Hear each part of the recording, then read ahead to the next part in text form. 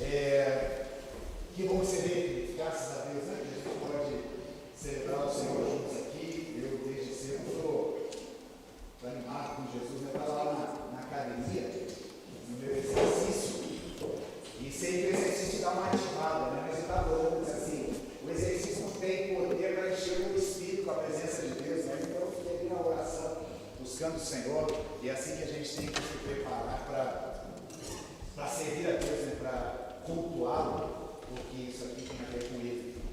Graças a Deus, encerramos ontem a semana de avivamento que aconteceu tanto em Curitiba como aqui na Mirante São Mundaré também. Quem veio aqui na sexta-feira? Os crentes vieram. Glória a Deus. Os crentes que você pode, né? E na semana passada, então, nós participamos de 3 celebrações que aconteceram em igrejas diferentes.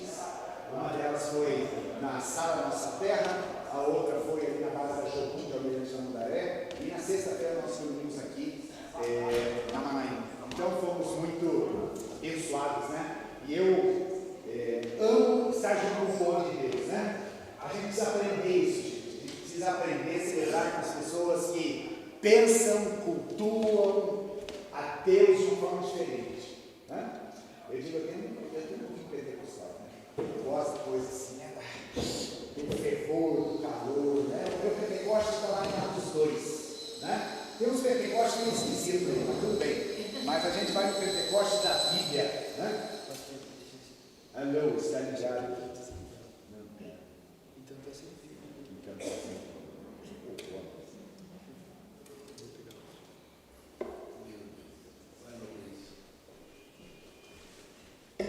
Prova tomar uma aguinha, bom, só o pessoal da internet vai esperar um pouquinho, mas vamos lá.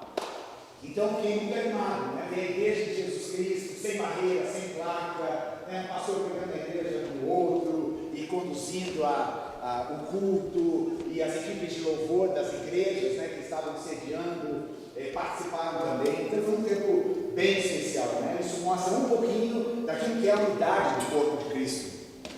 E nós estamos felizes porque hoje nós encerramos, então, ou melhor, começamos uma nova semana. Obrigado, Edu. Alô, agora sim. Viu, precisa recarregar a bateria. Sem bateria recarregada, as coisas não acontecem. E hoje, então, a gente vai, depois dessa celebração aqui, lá para o centro cívico, né, na frente do Palácio do Governo, e vamos lá ter um tempo de oração com a Igreja de Jesus Cristo. Há uma expectativa de 100 mil crentes lá, né? Para a gente se ajoelhar ali diante do Palácio do Governo, orar pela nossa cidade, orar pelo nosso estado e pela nossa nação. Mas então vamos lá, a última mensagem do mês de julho. Quem foi abençoado com as palavras aí de julho? Sociedade decadente. Ok, qualquer coisa você pode ir lá no YouTube, que as mensagens todas estão lá. E eu fico refletindo, né, gente? A cabeça do pastor, do pregador é assim, ela vai remoendo a coisa e pensando, e ouvindo, e lendo coisas, e fazendo conexões. Então, assim, eu fui muito abençoado em refletir sobre isso. Porque, de fato, nós precisamos entender, né, como a gente falou semana passada, como a gente deve proceder nesse mundo. Né? Porque tem crente meio doido aí, fazendo umas coisas meio loucas, e não estão prestando nenhum serviço ao reino de Deus. Nós estamos nesse mundo mal, isso não é novidade para ninguém, e nunca foi, desde que Eva resolveu tomar a atitude ali de desobedecer a Deus, e consequentemente Adão e todo mundo. Aí entrou o pecado no mundo, e daí foi só, né? Dali para frente foi só para trás, né? Então, assim é o mundo que a gente está vivendo. A sociedade não é hoje mais decadente do que era há 1000 anos atrás, 2000 anos atrás. O que acontece hoje é que tem mais gente, né? Então, quanto mais gente, né, pecando e se decaindo e abandonando ou não aceitando a graça de Deus, obviamente o pecado se multiplica sobre a terra. Mas Paulo fala lá em Romanos algo tremendo e maravilhoso, né, que às vezes é difícil para a gente entender com a nossa cabecinha limitada, mas com o Espírito de Deus a gente entende. Ele diz assim: onde abundou o pecado. Vamos de novo? Onde abundou o pecado. Olha que coisa maravilhosa. E daí o próprio Paulo perguntar, então por causa disso a gente vai pecar para a graça superabundar? Lógico que não. Né?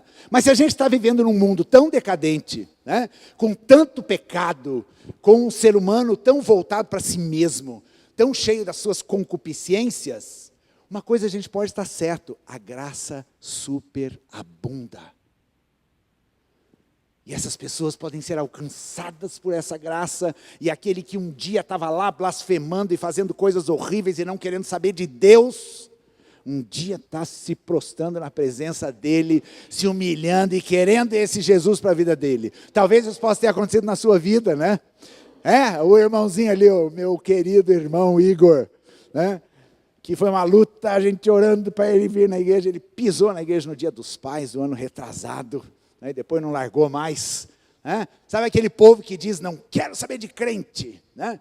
Até atravessa a rua, vai por outra quadra, só para não ser abordado pelos irmãos. Um dia essas pessoas, elas estão envolvidas por esse amor e por essa graça de Deus, porque a graça de Jesus é irresistível. Para aqueles que desejam, para aqueles que querem uma nova vida, a graça de Jesus é irresistível. E nós tivemos uma semana bem polêmica, né? Aqueles que são aí os seguidores das redes sociais, pelo menos no meu Instagram, né? Bombando a abertura dos Jogos Olímpicos em Paris. Quem tomou conhecimento aqui, né? Aquelas coisas, eu disse, meu Deus, é uma boa ilustração, né, para a sociedade decadente. Só não trouxe as imagens aqui porque não vale a pena, né? Mas, gente, eu vi cada coisa nessa internet e vendo, né, e até muitas pessoas pegaram outras aberturas de Jogos Olímpicos em anos passados e compararam com essa que aconteceu na sexta-feira. E ali, pronto, a gente já vê a decadência. A gente já vê a humanidade, né, desconstruída, pervertida. Né? Mas a questão é como que a igreja precisa reagir a isso tudo. E Deus estava pensando num texto lá de João 15, 18. Não é o texto da nossa mensagem, mas eu vou ler aqui. Evangelho de João 15, 18. Vamos lá. Se o mundo os odeia, lembrem-se de que primeiro odiou a mim. Quem está falando aqui? Oi? Se o mundo os odeia.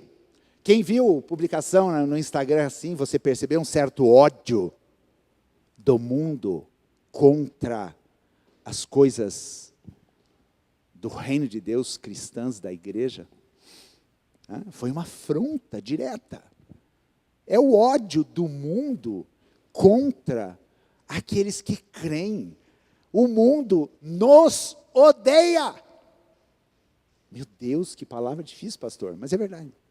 Esse mundo que jaz no maligno, esse mundo que quer viver na perversidade, odeia tudo aquilo que tem a ver com a luz, odeia tudo aquilo que tem a ver com a verdade.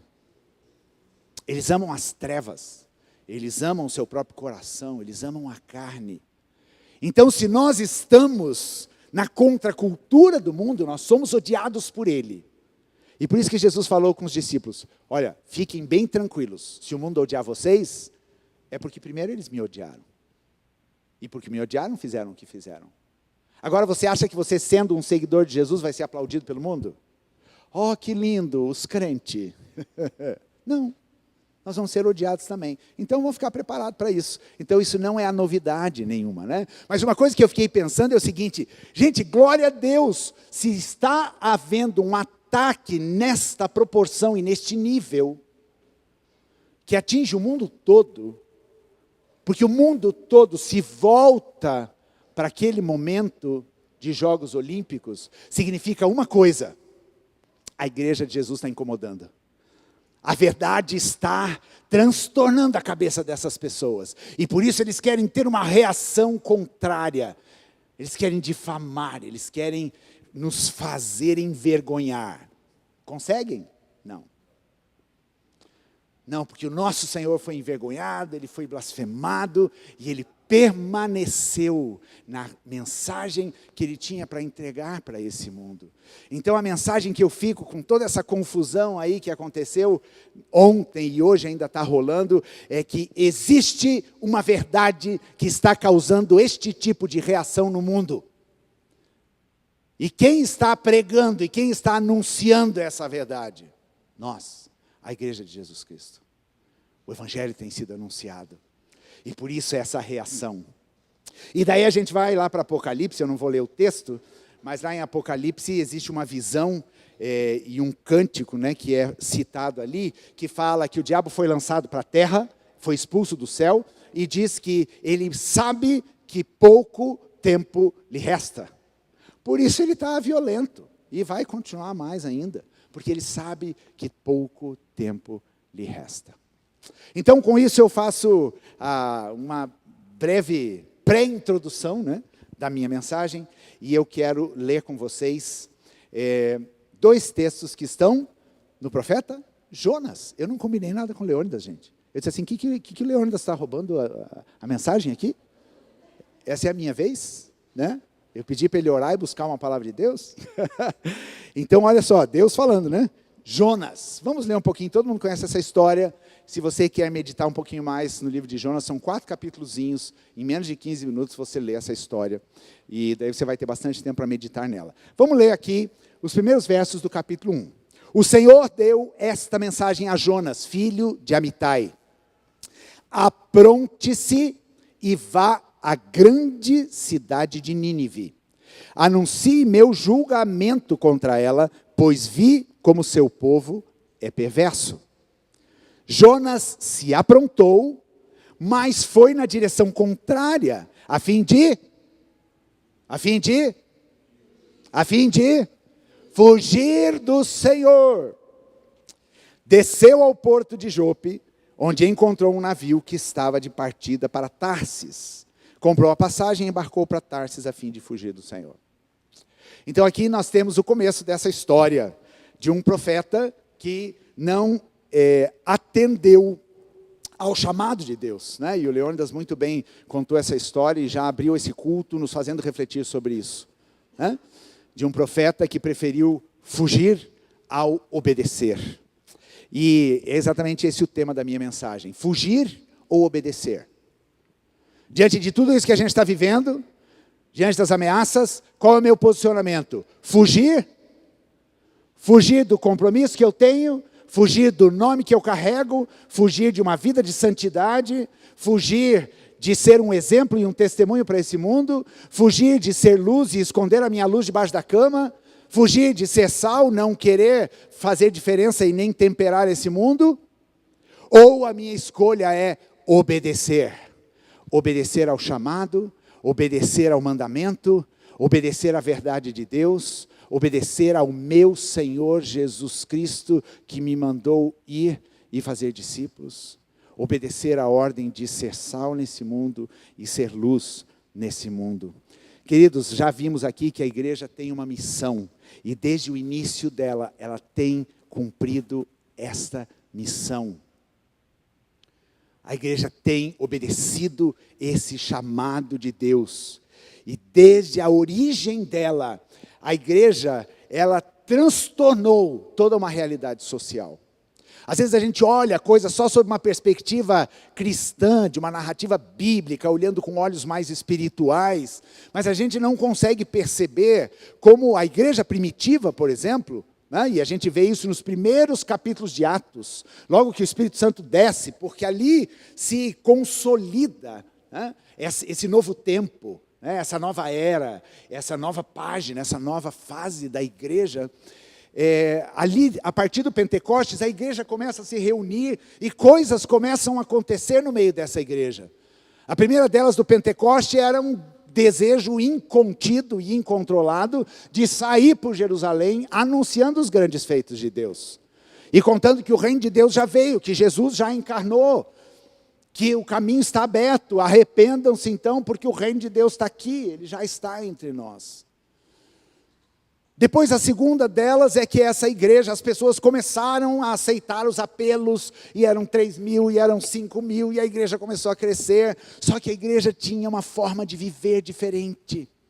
A Bíblia diz lá em Atos capítulo 2, que eles tinham tudo em comum. Não havia necessidade entre as pessoas. E daí você pergunta, pastor, daí que surgiu o comunismo? Sim, porque o comunismo é uma distorção desta verdade do ter tudo em comum. Mas a igreja era assim, se preocupavam uns com os outros. Eles partilhavam. Quem tinha muito partilhava com quem tinha pouco e não havia necessidade. Isso será que mudou a sociedade da época? Pessoas que eram carentes, desprezadas, e a igreja estava simplesmente continuando o ministério de Jesus. Sabe uma coisa interessante que eu estava refletindo? Se você for ver a história de Jesus, o ministério de Jesus, e você for ler os 4 evangelhos, faça uma proporção de quanto tempo em termos de texto, de narrativa, ou quanto de conteúdo de narrativa, Jesus está debatendo e discutindo teologia e doutrina com religiosos, e quanto tempo do ministério dele, ele está indo de cidade em cidade, curando, anunciando o reino, amando as pessoas e manifestando esse poder do reino de Deus. Você vai se surpreender com isso, porque Jesus fugia de toda aquela realidade da religião corrompida. Jesus não queria discutir teologia. Jesus queria viver a teologia. Jesus queria colocar em prática aquilo que ele cria.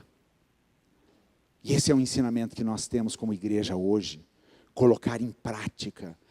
Nós precisamos falar menos e fazer mais. Ninguém precisa defender doutrina e teologia. Deus não precisa de advogado aqui, gente. O apóstolo Paulo fala mesmo, se estão pregando o evangelho, deixa que pregue.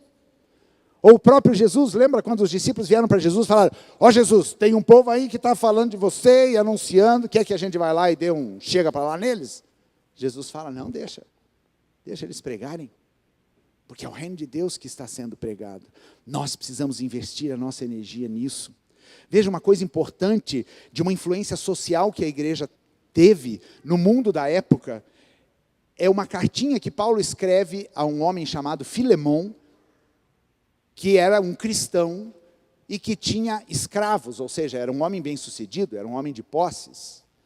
E esse escravo dele, chamado Onésimo, foge do seu senhor, certamente por motivos, né, que possivelmente tenha sido roubo ou tentado dar uma virada ali no seu senhor, e esse Onésimo acaba preso em Roma com Paulo, coitado, né? Ele deu uma enganada lá, pensou que estava livre do seu senhor, daí ele chega e ouve o evangelho por meio de Paulo. Paulo prega para Onésimo, e daí manda uma cartinha para Filemão, olha, recebe Onésimo de volta, porque ele é teu. Ele é o teu escravo, recebe de volta. Agora não mais somente como escravo, mas recebe como irmão também. Gente, isso não muda uma sociedade? Uma pessoa dizendo, olha, você, Senhor, homem da grana, recebe a esse teu escravo aí, mas não vai tripudiar sobre ele não, porque ele te roubou, porque ele te causou dano. Ele já está convertido agora, ele conhece a Jesus. Receba-o como escravo, ele vai continuar sendo seu escravo, mas muito mais do que escravo, agora ele vai ser o seu irmão na fé. Gente, o evangelho de Jesus Cristo, ele tem princípios completamente transformadores da sociedade. A sociedade está tentando falar sobre essa coisa, né, da intransigência, né, das questões raciais, mas é uma brigarada, é uma confusão que esse povo faz. A gente tem um ensinamento de amor e de graça. Para mudar essa sociedade, mudar os relacionamentos, mudar o comportamento da sociedade. Não sei se você sabe, mas houveram alguns homens na história, cristãos, tementes a Deus, que participaram da luta contra a escravatura. Na Inglaterra existe um homem chamado Wilberforce, que ele foi um dos que se levantaram. Nos Estados Unidos a gente vê Martinho Lutero se levantando contra isso. Sobre essa igualdade social, a aceitação das pessoas que são diferentes por causa da sua raça. E muitas pessoas e muitos movimentos acontecem no decorrer da história. Por quê? Por causa de uma palavra que é verdadeira, de uma palavra que não impõe jugo, de uma palavra que liberta a sociedade de todos esses conceitos equivocados. O protestantismo mudou a realidade da Europa. Se você vai estudar os países da Europa, os países que tiveram o berço protestante ou acolheram o protestantismo a partir da reforma protestante, esses países foram mudados. A própria Suíça, Genebra, a cidade de Genebra, onde João Calvino morou e viveu. João Calvino, ele era um homem respeitado, um advogado. E ele colocou regras, ele instituiu a obrigação da cidade em instruir as crianças e dar educação para as crianças a partir da Bíblia.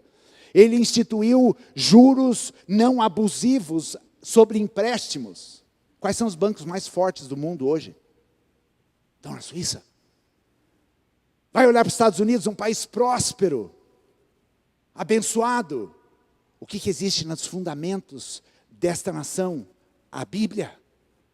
Independente do compromisso que cada um faz lá, quando você vai olhar a posse de um presidente norte-americano, ele coloca a sua mão sobre esta palavra aqui. Ah, coitado de alguns, né? Ele jura obedecer.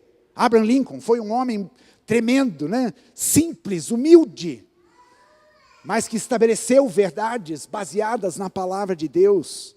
Então este é o evangelho que vai mudando. Você vê muito na história, a igreja sendo plantada, e daí fica só a igreja. Não, escolas são construídas, hospitais são construídos, creches são edificadas. Por quê? A preocupação da igreja com a sociedade. Cristina e eu trabalhamos no Rio de Janeiro. Na época existiam 880 favelas inscritas na Faferj. E o nosso desafio era levar o evangelho de Jesus Cristo para esse lugar. Mas só o evangelho? Só dizer para as pessoas se converterem? Não, a gente ia com um ambulatório médico, a gente ia com creche, com escolas, escolinhas, né, de música, de futebol, para as crianças poderem ter uma nova perspectiva de vida. É por isso que nós temos aqui o PIA, por isso que nós entramos nas escolas, está entendendo, igreja? Por isso que a Fabiana está lá, continua lá firme na Helena. A Fabiana está lá no Helena Vitoslavs, que a gente está aqui no Clair do Rocio. É por isso que a gente tem o jogo de futebol todo sábado pela manhã. É por isso que tem a costura toda terça-feira à tarde. Não é só para a igreja ficar inventando moda. Não, é porque nós queremos projetos e meios de abençoar a sociedade. E o fim de tudo isso é que o evangelho de Jesus Cristo seja conhecido e as pessoas possam receber amor e graça e serem transformadas. Então esta é a realidade do evangelho nesse mundo. Agora, qual é o nosso posicionamento? Fugir ou obedecer? Fugir desse chamado de Deus? Nos intimidarmos? A igreja de Jesus Cristo é uma voz profética nesse mundo hoje. Se nós nos calamos, Deus vai levantar as pedras, ele já falou isso. Se necessário for, as pedras clamam. O evangelho, o reino de Deus não para. Mas eu e você somos uma voz profética.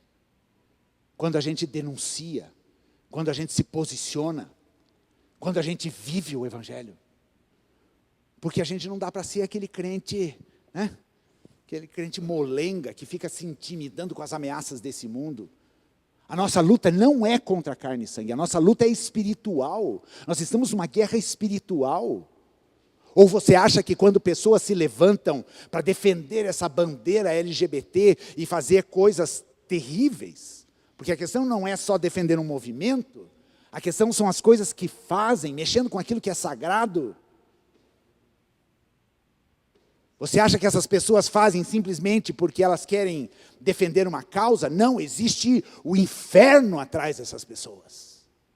É uma afronta. E se você é cristão e você olha essas imagens, te dá até um negócio. Me indigna. E a gente sabe que a ira de Deus está sobre esses que praticam essas coisas. Mas isso é com Deus, não é comigo. Mas eu preciso me indignar. Eu preciso ser essa voz profética nesse mundo. Às vezes a gente, como igreja, a gente se perde com tanta coisa, com tanta picuinha, com tanta discussãozinha, com tanta coisa desnecessária, que não serve nem para a gente, quanto mais para a sociedade que a gente vive. É tanta barreira que a gente vai impondo, é tanta dificuldade que a gente vai criando. Isso tudo são formas de nós fugirmos, consciente ou inconsciente, daquilo que é o nosso chamado. Assim estava Jonas. Deus fala com ele e ele foge. Deus está falando com a igreja hoje, e a igreja faz o quê? Ou foge, ou obedece. Agora diga assim, a igreja sou eu. Com um pouquinho mais de convicção. A igreja sou eu. Ok, então a pergunta é, você vai fugir, Lucas, ou vai obedecer? Você, Leônidas, vai fugir ou vai obedecer? Sil, vai fugir ou vai obedecer? Reinaldo, vai fugir ou vai obedecer? Porque esse negócio de igreja, né? Às vezes a gente exime dessa situação. Olha só, existe na igreja de Jesus Cristo, e eu já falei sobre isso em outras mensagens, sempre a tendência ao isolacionismo, a olhar para o mundo como uma coisa, não posso me contaminar. Gente, isso aqui é uma herança judaica equivocada que Jesus arrebentou com ela. O conceito equivocado de pureza. Não pode tocar nisso, não pode se aproximar do gentio, não pode comer sem lavar a mão, não pode. Ah, gente, me desculpa, o meu evangelho, o evangelho de Jesus Cristo que eu sigo aqui, é o evangelho da liberdade. É o Espírito Santo que me diz o que eu posso tocar ou não posso tocar. Porque Jesus foi até condenado de tocar em coisas impuras, em transgredir a lei. Mas na verdade não era transgressão, era transgressão aos olhos humanos. Existe um exemplo na igreja de Éfeso. A igreja de Éfeso é a primeira igreja que recebe uma cartinha de Jesus. Era uma igreja que estava bem.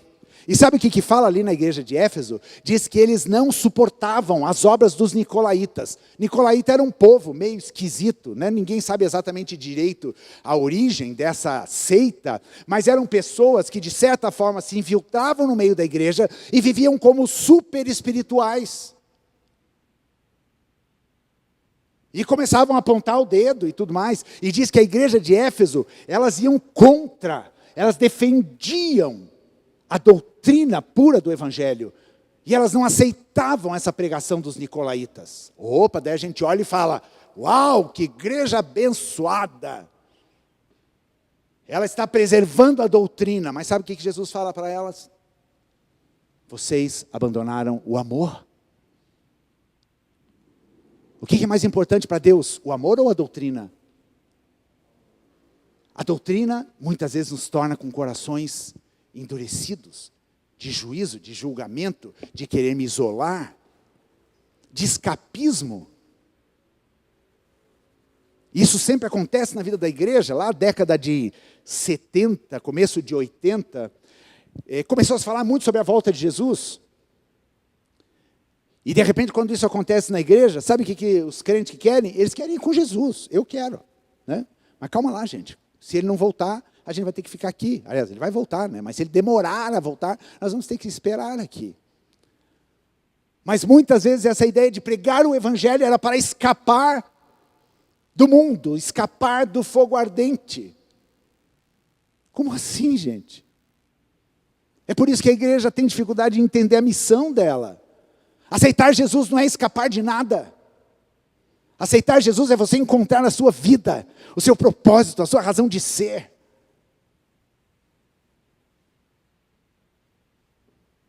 E tudo isso faz parte da história. E Jonas viveu isso. E a tendência que nós temos diante dessas ameaças, dessas lutas, desses confrontos é fugirmos. Jonas quis fugir porque Nínive era a capital da civilização mais aterradora que havia surgido na terra naqueles dias.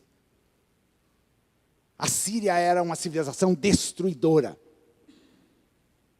E Deus fala para Jonas, vai para Nínive. A primeira reação que ele teve foi arrepiou, né? Porque ele disse assim, meu Deus, como é que eu vou lá no meio desse povo terrível que está avassalando o mundo da época, que está varrendo e conquistando todos os povos. Inclusive, as 10 tribos do norte, elas foram destruídas por essa civilização assíria. Sabe qual era uma forma deles levarem os seus cativos para suas terras? Eles prendiam anzóis na boca para puxar as pessoas. Eles tiravam a sola dos pés para os seus cativos irem a longa caminhada. Era uma nação muito terrível. Tanto que as 10 tribos foram destruídas, eles disseminaram, eles trouxeram estrangeiros para aquele lugar onde existia o território do povo de Deus, levaram o povo de Deus e espalharam por toda a terra. Uma nação terrível. É a mesma coisa a gente pensar hoje uma Coreia do Norte, numa Rússia. Num país você pode pensar, meu Deus, esses loucos que estão no comando, a qualquer momento pode apertar um botão. E daí Deus fala, vai lá, prega o evangelho na Coreia do Norte. Vai para a biqueira aqui. Vai para lugares ameaçadores. Eu não. Eu estou separado. E ó, a gente arruma uma desculpinha fácil. Existe uma mensagem equivocada aí, nas teologias que vão se fazendo no decorrer dos tempos, que é aquela mensagem seguinte: a pregação do evangelho vai tornar o mundo perfeito. Né? Às vezes você não pensa assim, eu chegava a pensar assim antes, gente. Vamos pregar o evangelho e daí um dia o mundo vai ser cor-de-rosa. Né? Cor-de-rosa não dá mais, porque já vão falar que eu estou preconceituoso. Né? O mundo vai ser uma delícia, vai ser um lugar bem bacana. Isso não está na Bíblia, tá? Só para te avisar. A Bíblia fala de ira, de juízo, dessa terra ser destruída pelo fogo. Porque a ira de Deus está lá desde o começo. Deus, no seu ímpeto, quis destruir com a água, resolveu salvar Noé, daí ele disse assim, ó, com água não mais, mas me aguardem. O fogo está vindo. Sabe o que significa? Significa que nem todos vão receber essa palavra. Nem todos vão abraçar esta causa. Mas isso não cabe a mim e não cabe a você. Porque daí já tem uns espertinhos que falam assim, bom, se Deus predestinou todo mundo, se Deus sabe quem vai ser salvo e quem não vai, se Deus sabe que vai ter gente que vai para o inferno, por que eu preciso pregar o evangelho? Porque você não é Deus. E porque Ele mandou a gente ir e anunciar essa mensagem. E amar esse mundo. Não o que está no mundo, mas as pessoas que são alvos do amor de Deus. E pregarmos esse evangelho de salvação. Olha o que acontece lá em Jonas, capítulo 3, de 1 a 4. Depois disso significa, depois que Jonas entrou naquele barco, veio uma tempestade absurda, os marinheiros ficaram desesperados, os marinheiros eram mais tementes a Deus do que Jonas, né? Porque os marinheiros foram lá buscar Deus, fazer os seus rituais lá, meu Deus, o que está acontecendo? E Jonas estava lá, folgadão, né? Até que ele fala, não, o problema sou eu, me joga na água. E daí ele é engolido pelo peixe, fica lá no ventre daquele peixe e discute as relações lá com Deus. E daí agora a segunda vez. Depois disso o Senhor falou com Jonas pela segunda vez. A primeira vez foi o quê? Fugiu. Agora Deus fala a segunda. Sem antes, né? Antes dessa fala de segunda vez, Deus deu uma juntada em Jonas. Então não se preocupe, se Deus te der uma juntada, né, te colocar lá no ventre do peixe e deixar 3 dias você lá dentro, não se preocupe. Ele está tratando com a sua vida. Mas daí ele vem e fala de novo, a segunda vez. Apronte-se, vá à grande cidade de Nínive e transmita a mensagem que eu lhe dei. Dessa vez, oh glórias, Jonas obedeceu à ordem do Senhor e foi a Nínive. Uma cidade tão grande que eram necessários 3 dias para percorrê-la inteira. No dia em que Jonas entrou na cidade, proclamou às multidões, daqui a 40 dias Nínive será destruída. Opa, a segunda vez Jonas obedeceu. Né? Ainda estava o coração bem duro. Jonas não era fácil não, gente. Ele não obedeceu tranquilo assim, ele obedeceu meio, né? Ok, Deus, eu vou. Né? Ele ficou meio com medo. Mas ele foi meio assim, a história vai contar que Jonas, na verdade, estava esperando o céu descer sobre aquele lugar, bolas de fogo, tipo Sodoma e Gomorra, acontecer com a cidade de Nínive. Era isso que ele estava esperando. Ele ficou lá no morrinho, lá debaixo daquela plantinha lá, né, que Deus fez crescer. Ele estava na sombra, só esperando a desgraça de Nínive. Mas ele obedeceu, ele foi pregar. E daí o que acontece com Nínive? Se converte. O rei de Nínive decreta um jejum. As pessoas se colocam em pano de saco. E daí Jonas, oh Deus, eu sabia que você era misericordioso. Sabia que você ia perdoar esse povo. Gente, é assim que nós precisamos viver nessa sociedade. Não ter olhos de julgamento. Simplesmente obedeça o que Deus falou para você fazer. Pode ir, se vai de mau humor, vai, mas obedece. Prega. Se quer pregar juízo, pode pregar juízo, não tem problema. Na pregação do juízo, Deus pode fazer com que os olhos de pessoas se abram. E foi isso que aconteceu. A mensagem de Jonas não foi uma mensagem muito atraente, certo? Ele só disse, o Deus que eu sirvo aí está dizendo que vai acabar com tudo aqui. Foi o suficiente. Sabe por quê? Porque a obra de convencimento não é sua, é do Espírito Santo. Só obedece o que Deus está pedindo para você fazer. E deixa que o resto ele faz. E aquele povo se converteu. Nínive teve uma experiência, uma nação, uma cidade que era a capital de uma civilização tão terrível, tem essa experiência tão profunda, porque um profeta decidiu obedecer a Deus. Nessa semana que passou, nós ouvimos sobre a igreja, buscando o avivamento, qual é o nosso papel como igreja. E nós, igreja, somos essa voz de Jonas hoje. Ora fugindo. Mas espero que depois de 3 dias no ventre do peixe, a gente decida obedecer. E a gente se posicione. Agora eu queria ler 2 textos do Novo Testamento. Aliás, antes eu quero ler um texto de Romanos. Romanos 11, 22. Esses capítulos de Romanos são bem complexos, mas vale a pena estudar. Olha o que diz aqui. Observem como Deus é, ao mesmo tempo bondoso e severo. É severo com os que lhe desobedecem, mas é bondoso com vocês, desde que continuem a confiar em sua bondade. Mas se deixarem de confiar, também serão cortados. Ele está falando da videira, né? Que nós, gentios, fomos enxertados na videira santa e verdadeira que era Israel, né? Na pessoa de Deus e de Jesus Cristo. E agora ele fala isso. Considere isso. Volta lá, Carol, por favor, no começo.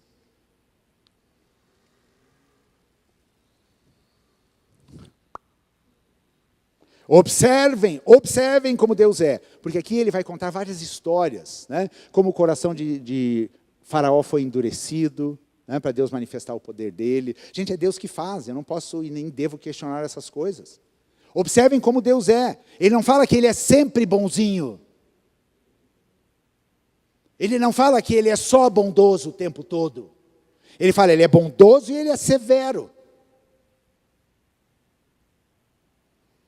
Ele é bondoso com quem obedece. Então ele foi bondoso com Jonas, porque obedeceu. Mas ele é severo com quem desobedece. Ele foi severo com Jonas, porque Jonas desobedeceu. E assim é conosco também. E isso não tem nada a ver com amor, gente. Quando você é severo com seus filhos, você deixou de amá-los? Não, quanto mais Deus, que é perfeito.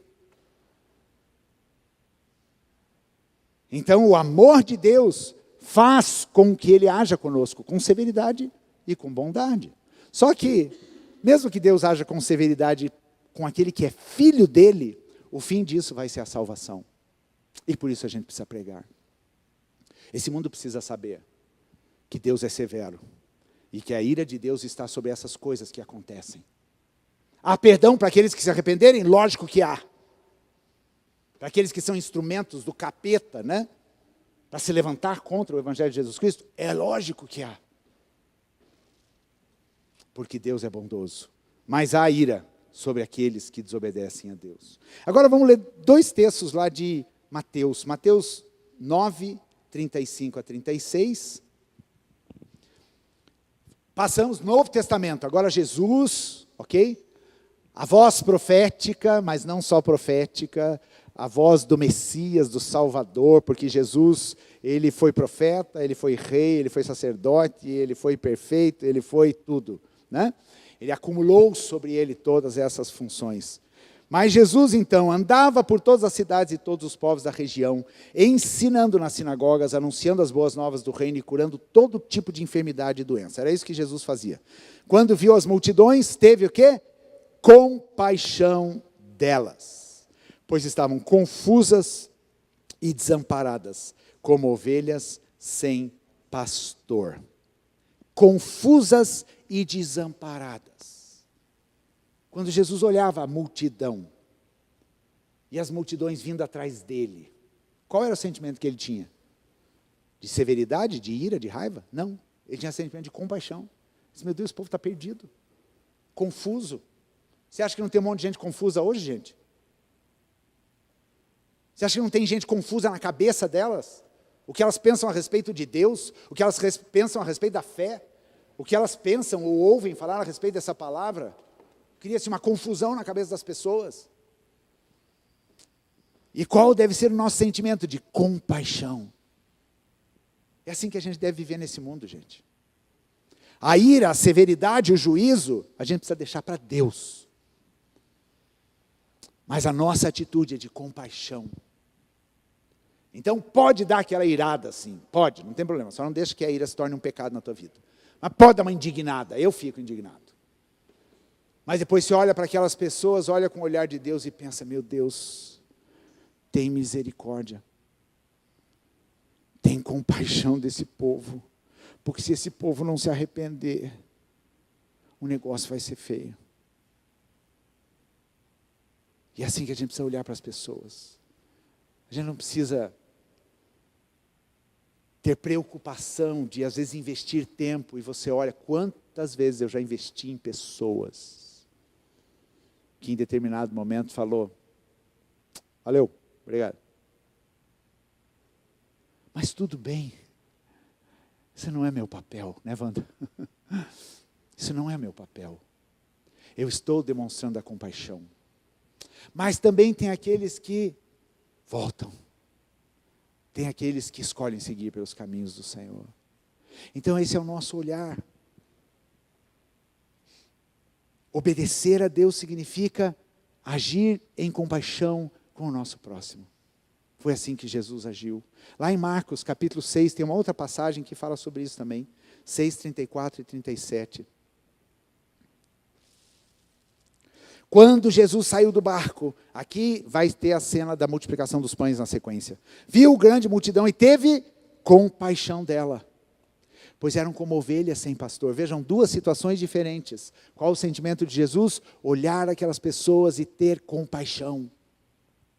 Compaixão pelas enfermidades que carregavam, compaixão porque eram desprezadas, compaixão por causa das suas necessidades. Então começou a lhes ensinar muitas coisas. Ao entardecer, os discípulos foram até ele e disseram, este lugar é isolado e já está tarde. Mande as multidões embora para que possam ir aos campos e povoados vizinhos e comprar algo para comer. Jesus, porém, disse, providenciem vocês mesmos alimento para eles. Precisaríamos de muito dinheiro para comprar comida para todo esse povo, responderam. E daí tá, segue a questão dos pães, é até 37 mesmo. Então olha aqui, Jesus cheio de compaixão, começa a ensinar sobre o reino de Deus, fica tarde, as pessoas têm fome. E daí os discípulos fazem o quê? Jesus manda embora o povo. Não vamos dar conta de dar comida para esse povo. Né? E vamos nós vazar também, que a gente está com fome, queremos descansar. Acabou a conferência já. Né? Os discípulos já deviam estar assim, meio sinalizando. Acabou, vai embora, vai para casa. E daí Jesus faz o quê? O coração de Jesus era de compaixão, dos discípulos não era. Daí Jesus faz o quê? Jesus diz, nada disso. Eles vão sair daqui de barriga cheia. Por quê? Porque Deus queria ensinar os discípulos a serem obedientes.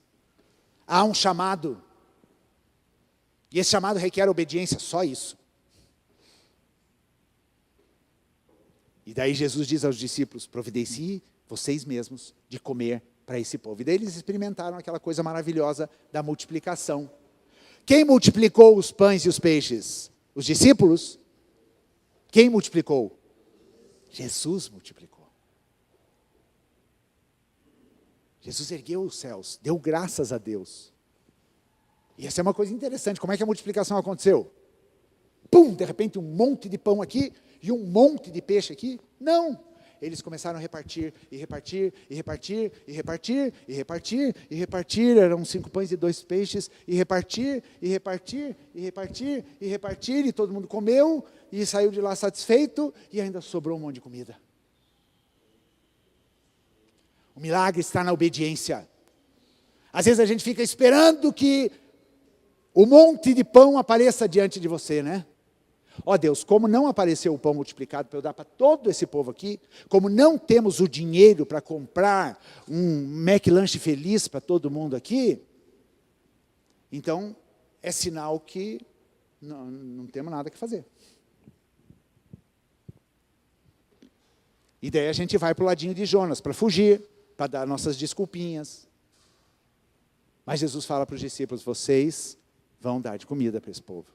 Vocês vão viver agora uma coisa muito importante, que é a fé, que se move através da obediência. Obedeçam. Nós somos chamados a isso, a obediência. Sabe, 2 características que envolveram a história de vida toda de Jesus, principalmente o seu ministério? Amor e obediência. Ele amou a Deus, acima de todas as coisas. Amou o próximo. E ele obedeceu a Deus em tudo que pediu, inclusive quando o pai pediu para ele morrer. Você tem dificuldade para entender o Evangelho? Amor e obediência. Não fuja disso. Porque se você fugir, você vai ter problemas. E daí, o trabalho para você aprender, às vezes, é mais demorado. Eu quero que a gente se levante agora para a gente orar. E nós vamos orar respondendo a Deus. Respondendo a Deus no final dessa série de mensagens. A sociedade está aí, o mundo está aí, os desafios que nós temos como igreja estão diante de nós. E a pergunta é, o que fazermos? Qual deve ser a nossa postura? Nós somos a voz profética nesse mundo. Não importa para quantos, não importa para quem, nós somos uma voz profética. Nós estamos nesse lugar como um farol.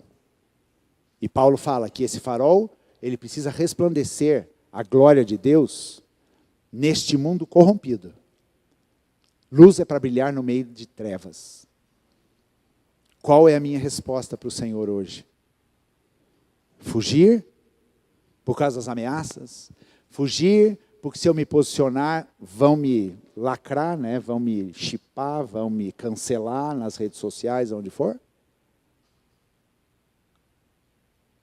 Ou a minha postura é de obedecer a Deus e agir como Jesus agiria, sem ofensas, sem se digladiar, sem xingamentos, sem discursos, né, de ódio, mas me posicionar diante da verdade. Me posicionar diante da verdade que eu creio. E a pergunta de Jesus para nós hoje é: quem quer obedecer a esse chamado? Quem quer se posicionar como igreja de Jesus Cristo nesta sociedade decadente? Quem quer ser uma voz profética nesse mundo hoje, que está assim um caos? E por estar um caos, nós precisamos que essa voz se levante ainda com mais força. Que essa voz se levante com autoridade. Porque essa voz profética perdeu a autoridade. Porque nós não estamos vivendo uma vida de obediência ao Senhor. Então que você possa responder a Jesus nessa manhã. Porque você é a igreja. Você é a voz profética no teu trabalho, na tua vizinhança, dentro da sua casa, no seu bairro. Nós somos uma voz profética nessa cidade. E a nossa decisão tem que ser obedecer. Deus amado, obrigado, Jesus, por esse desafio que nós temos. Obrigado, Jesus, porque o Senhor diz para nós hoje, nessa manhã, que essa voz profética, essa voz que está conectada com o trono de Deus precisa se levantar. Nós sabemos que o mundo nos odeia porque odiou o Senhor. Nós não podemos esperar nada de diferente deste mundo. Mas nós precisamos nos posicionar naquilo que o Senhor quer que nós nos posicionemos.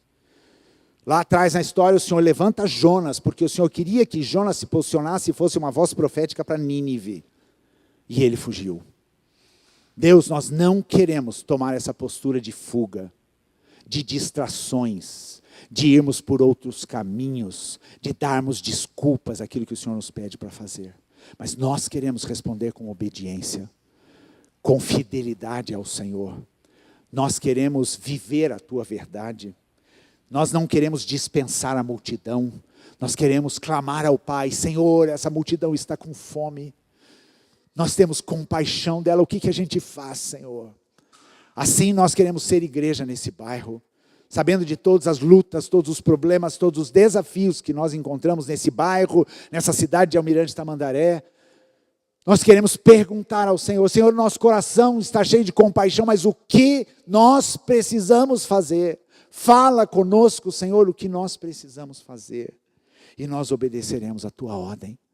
Nós responderemos ao Teu chamado, Jesus. Pai amado, porque enquanto vivermos, enquanto tivermos fôlego de vida, nós queremos ser a voz profética nesse mundo. Porque só pelo fato de Jonas obedecer o Senhor e percorrer a cidade, dizendo que o Senhor viria com juízo sobre aquela cidade, toda aquela cidade se arrependeu.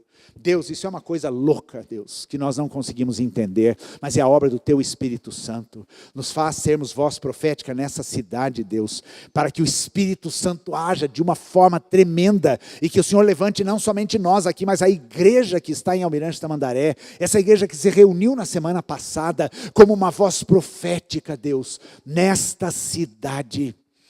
Deus, juntas, unidas nas suas forças, para lutar contra o inferno, contra todas as hostes do mal que se levantam contra a igreja de Jesus Cristo. Esta é a nossa luta. A nossa guerra não é contra a carne, nem contra o sangue. E iremos nos posicionar, Senhor, naquilo que cremos, na verdade que vivemos. Iremos nos posicionar, Senhor. Iremos nos posicionar com sabedoria, com graça, com temor de Deus e com coragem. Porque o Espírito que o Senhor nos deu não foi um espírito de intimidação, mas foi um espírito de coragem. Para podermos abrir a nossa boca e sermos voz do Senhor nesses dias e neste lugar, Pai. Usa-nos. Eu oro, Senhor, por ousadia sobre a vida de cada um aqui, Senhor. Deus, nada de intimidação diante das ameaças desse mundo. Nada de preocupações que não tenham a ver com as coisas do alto e do reino de Deus. Deus, dá-nos a autoridade que vem do Teu Espírito Santo, para falarmos, para profetizarmos, para declararmos, para abrirmos, para fecharmos. Porque nós temos as chaves do reino dos céus. O Senhor nos confiou essa chave, para que o reino de Deus desça sobre essa terra. E todos aqueles que anseiam, que desejam, que buscam, vão receber a bondade do Senhor, o perdão, e vão acessar esse reino. Nós queremos ser instrumentos do Senhor para isso. Em nome de Jesus nós oramos. Amém e amém. Obrigado, querido. Pode